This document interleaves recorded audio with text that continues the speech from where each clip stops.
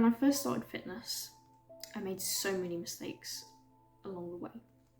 And today I'm going to share with you the top 3 main mistakes I made and the other ones in between, so you don't have to waste your time.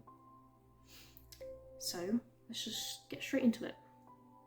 So this mistake is the 3rd most important thing I ever learned with fitness.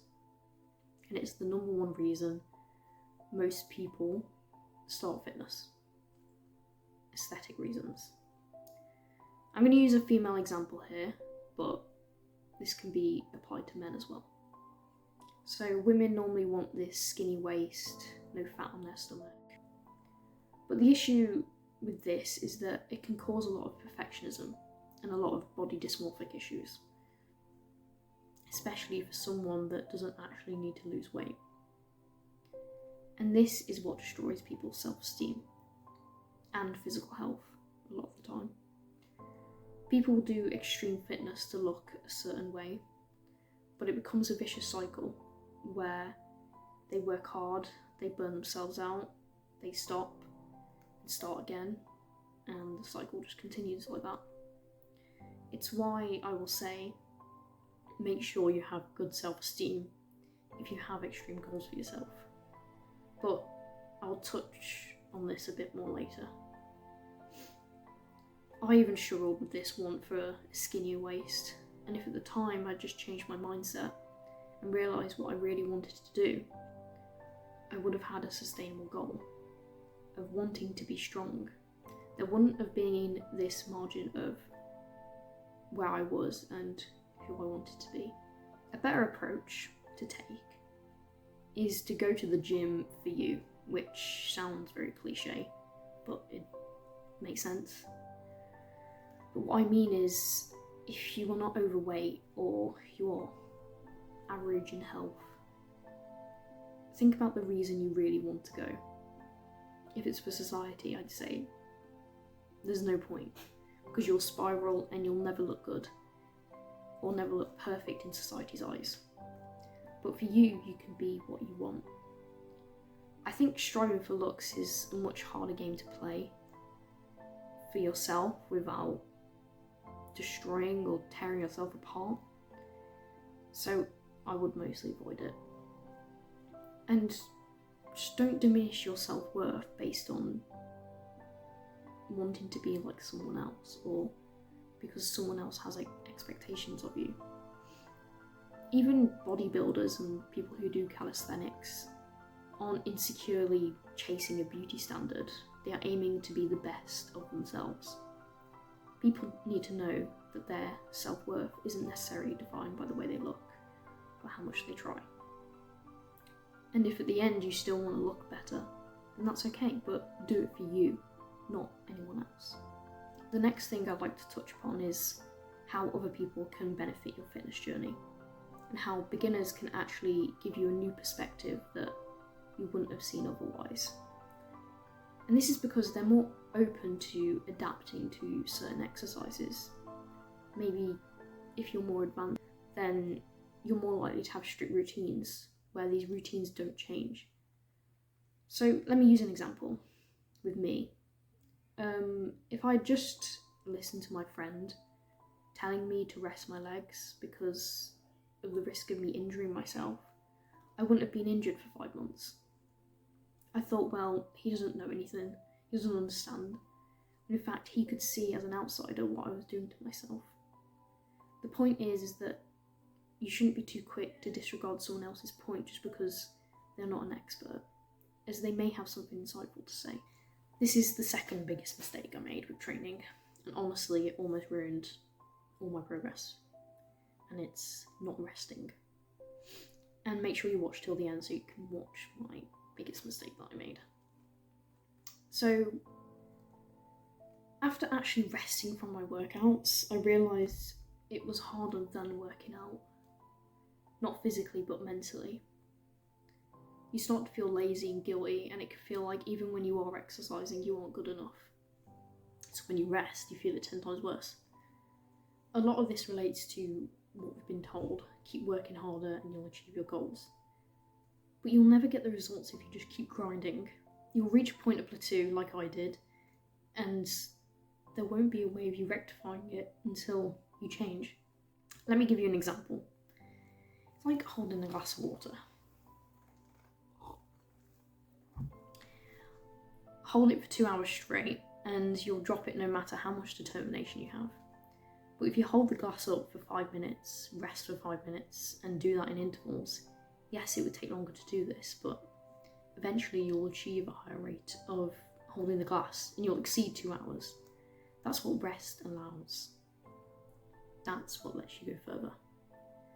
The thing is, I never incorporated rest days. I used to do push-ups every single day, 7 days a week. And that's okay as a beginner, because you need to get your strength up somehow. But I needed to adapt after I'd advanced already. And I couldn't do it because I was pushing past the point of exhaustion and I was burning out. So I couldn't even get better at my push-ups because I just kept going on and on and on, doing the same thing over and over again, thinking that that was working. So rest days are necessary for the body, whether you like it or not. Eventually your body will be forcing you to rest because you won't be able to do it, no matter how determined you are. The human body isn't a machine. It has to improve, and the only way to improve is to let it heal. So you might be wondering, how many rest days do you need to incorporate? Obviously this varies on different levels, where you are on your fitness journey and stuff like that, but I would advise having at least one rest day every week. If you need to incorporate another one, then do it. It all depends on how often you go into the gym, how long you go into the gym, and stuff like that. The overall conclusion here is to make sure you're resting your body no matter what. No matter how much you think you can push extra, because eventually, like I said, you will break. So this isn't the biggest mistake I made, but we're gonna go into the biggest misconceptions, which is pain versus injury. People tend to confuse pain with working a muscle, but sometimes it can be bad form, which can lead to an injury. It's why everyone says form is so important in fitness, and how it's a lot more important than lifting a heavier weight. Because you could lift a heavier weight and then hurt your back and not be able to go to the gym for a week, when it would have just been better to do proper form and you'd be able to go again the next day. Not the next day, but the day after. I used to have pain in my elbows after doing so many push-ups, but I used to put this off thinking I was just gaining muscle. And I think the only thing stopping me from injuring my elbows was this fear that I was being unhealthy. Looking back, I should have listened to my body. As pain is feedback, whether it be positive or negative. And another mistake people make is pushing too fast, too soon. Especially with running. For instance, with me, I increased a mile every single week, but I realised that this was way too fast. I needed to understand that the body needed to adapt. You need to start slow, no matter how hard it is to start slow. Because if you don't, you'll hit a point of either plateauing or even worse, injuring yourself. And that'll be more deviating than just taking 10% effort off of your exercises. So I used to have this mindset that over-exercising wasn't a thing, even though it is possible to overexert yourself and cause health issues, like shin splints and knee issues. It's okay to be passionate, but when it starts to harm you, that's when you need to see whether it's punishment or not. Passion means you care to succeed in the craft. So if you deeply care, you'll want to make changes so you can succeed. The truth is, fitness is a long-term thing. Missing a workout doesn't mean you failed. Sometimes it's smarter to sleep and recover so you can come back stronger. I used to do 200 plus push-ups at 1 AM, so I could stick to my plan, but getting the necessary sleep would have aided me a lot more than doing that. I needed to also understand that the mind is just as important as the physical aspect. Without the mind, exercise doesn't become a passion, rather it's just a routine, like if you need to do your taxes. It's not fun, but it's a necessity.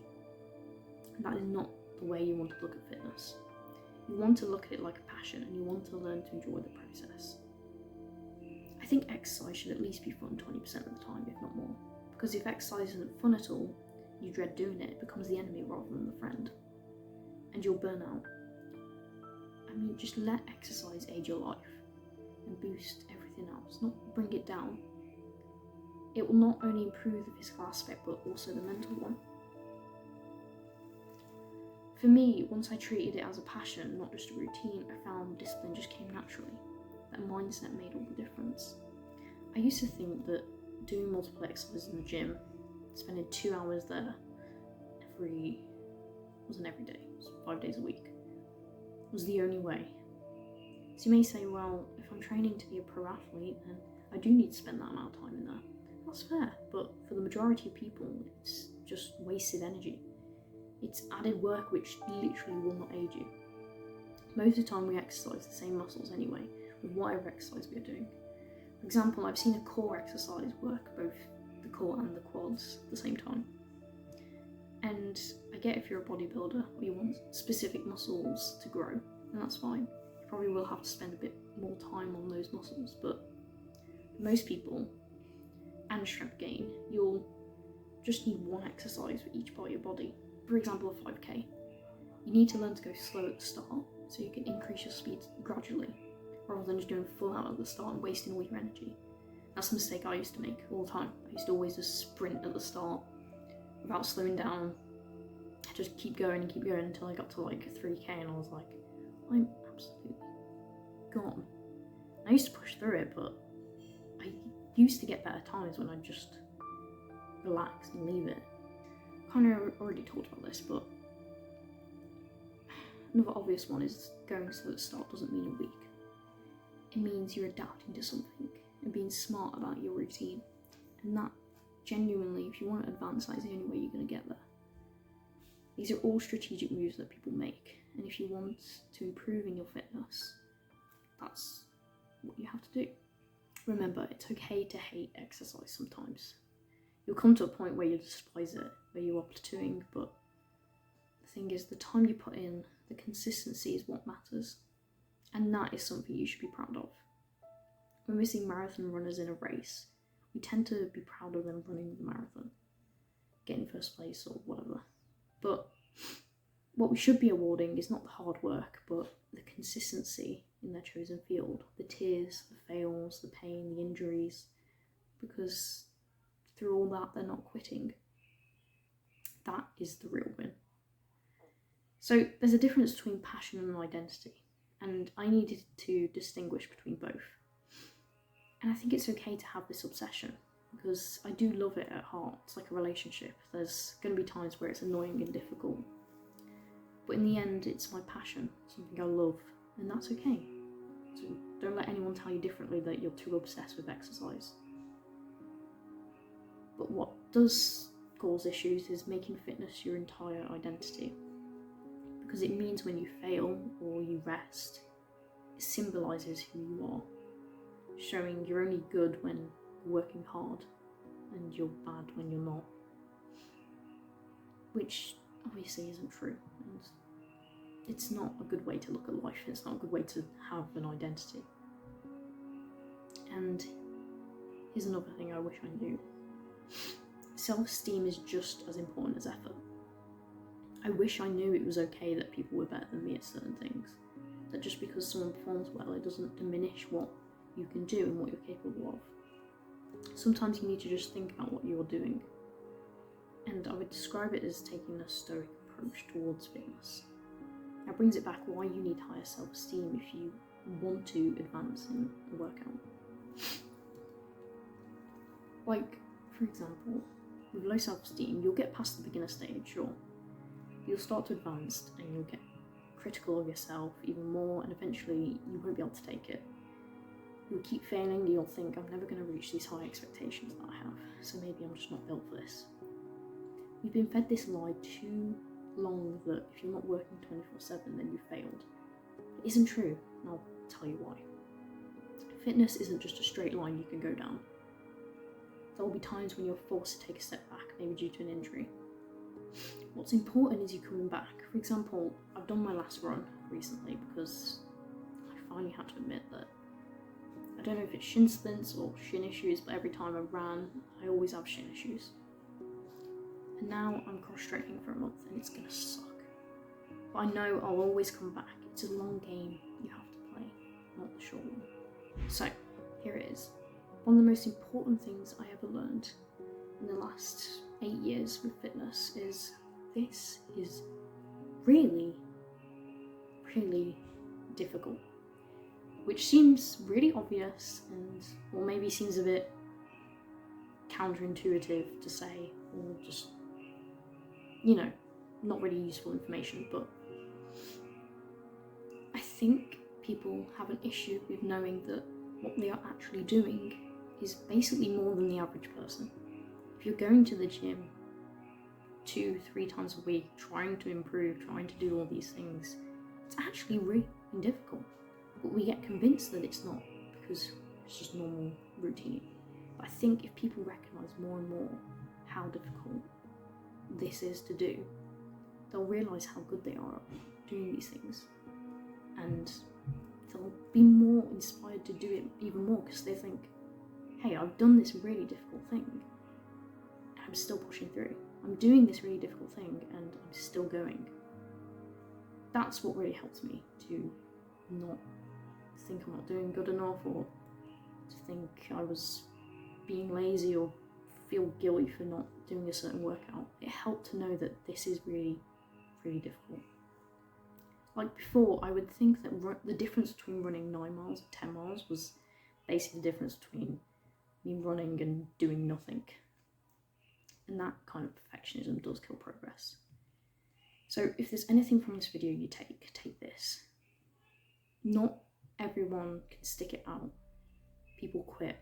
So the fact that you're watching this and wanting to learn shows you do really have a lot of care about your fitness journey.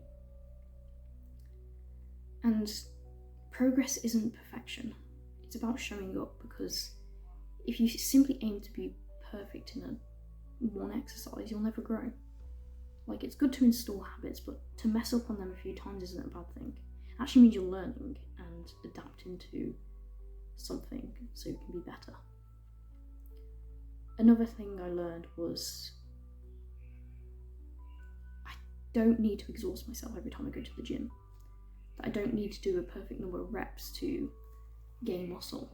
It's about consistency, and that if I mess one thing up, I'm not going to lose all my progress. Consistency beats all. Thing is, I didn't have a coach, and I don't think a lot of people do, but that's okay. I've learned from my mistakes, and I'm hoping with these mistakes I can act as a bit of a coach and help you progress. So if you do relate to any of these things, I've basically done my job. Remember, this isn't easy, and what you're doing is something 70% of the population avoid. You'll make mistakes along the journey, just like I have, but you'll always progress faster the more mistakes you make, because it means you're actually trying. Just remember, consistency beats perfectionism every single time. So if you want to tell me what part of your fitness journey you're on, you can comment below. And I really do thank you for listening to this, and I hope you like this video. So thank you.